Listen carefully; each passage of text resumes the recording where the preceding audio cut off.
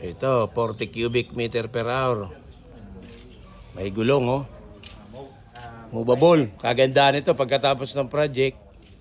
Nakatimbang na lahat ng materyales. Oh, nakatimbang na lahat ng materials pagkatapos ng project mo. Lipat mo na naman, oh. Ayan ang gulong niya, oh. Pwedeng pangilan ng mga trailer, ano? Truck. Ano talaga to? Contractor head lang design. Yan, may kake ng tubig pa. Yan, kake ng tubig. Ayan, oh.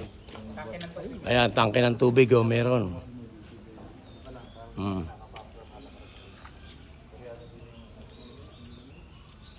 Ayan.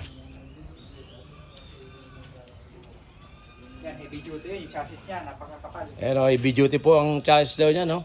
Ayan, ayan yung pinaka niya. Cement hopper. So, magkano ang price ito? Asking price mo? 3.6. 3.6. Ayan, 3.6. Negotiable pa yan.